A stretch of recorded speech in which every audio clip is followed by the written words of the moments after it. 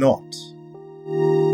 And ought not this woman, a daughter of Abraham, whom Satan bound for 18 years, be loosed from this bond on the Sabbath day? Luke 13:16.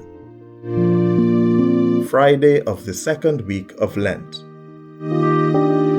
A little later in Luke's account of the journey to Jerusalem, we read that Jesus was teaching in one of the synagogues on the Sabbath. Luke 13:10. What follows is the story of Jesus healing a crippled woman.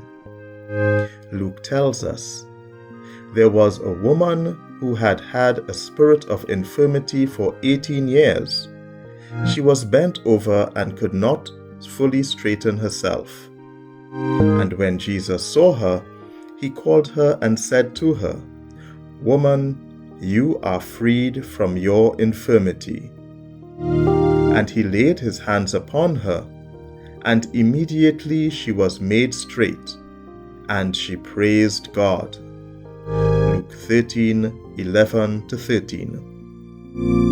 What happens next is unexpected.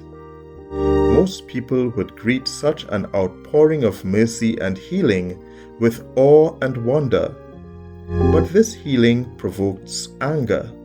Luke writes that the ruler of the synagogue, indignant because Jesus had healed on the Sabbath, said to the people, "There are 6 days on which work ought to be done. Come on those days and be healed, and not on the Sabbath day." Then the Lord answered him, "You hypocrites! Does not each of you on the Sabbath untie his ox or his donkey from the manger and lead it away to water it? And ought not this woman, a daughter of Abraham, whom Satan bound for 18 years, be loosed from this bond on the Sabbath day?" Luke 13:14-16.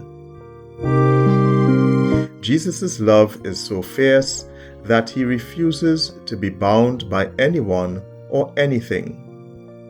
Jesus' love brings hope and healing. Jesus' love is mercy and compassion. However, Jesus' love again seems to be too much for some people. They are shocked by the limitless nature of his lavish love.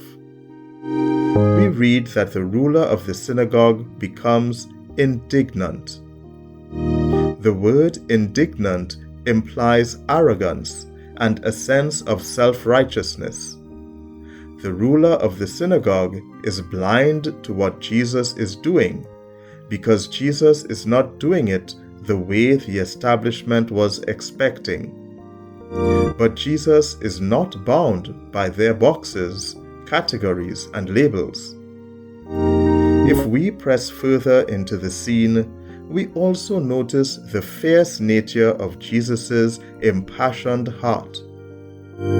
Jesus calls out the hypocrisy of those who are blind to him. Doing so sends a signal to those in leadership, but also to those on the fringe, those who have been judged by the religious authorities. Jesus will not be bound by anyone or anything. Jesus will not be stopped by those who are afraid. He will not be prevented from accomplishing the end for which he came, to restore all humanity to communion with God. Nothing will stop him.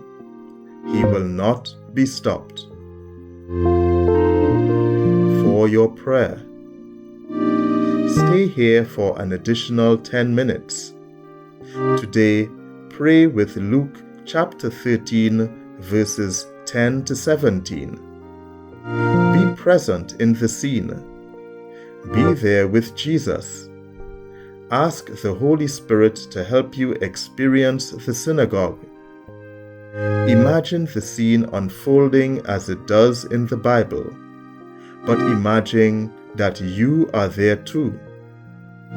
Be with Jesus and feel the intensity of His love.